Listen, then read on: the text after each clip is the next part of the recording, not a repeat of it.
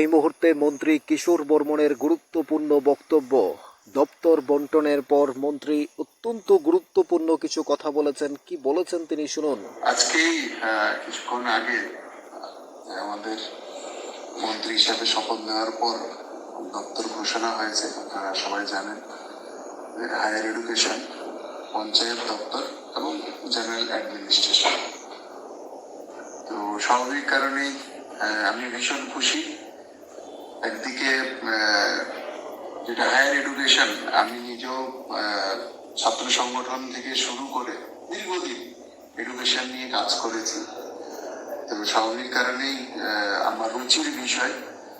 তো আশা করব যে উচ্চশিক্ষা দপ্তর যেটা আমাকে দেওয়া হয়েছে, ত্রিপুরাতে উচ্চশিক্ষাকে আরো জনমুখী কিভাবে করা যায় সেই বিষয়ে উদ্যোগ গ্রহণ করার জন্য।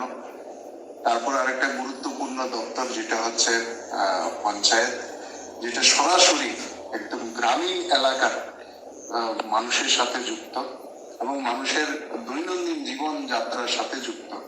স্বাভাবিক কারণে এটা একটা গুরুত্বপূর্ণ দপ্তর। আমি চেষ্টা করব যে পঞ্চায়েতের মাধ্যমে মানুষের দৈনন্দিন যে চাহিদা পূরণ হয় সেটা যাতে সুন্দরভাবে সেটা চলে এবং মানুষের যে মৌলিক চাহিদাগুলো পঞ্চায়েত থেকে পূরণ হয় সেগুলো যাতে আরো স্বাচ্ছন্দ্যের সাথে মানুষের কাছে পৌঁছানো যায় সেই বিষয়ে আমি বিশেষ দৃষ্টি রাখবো।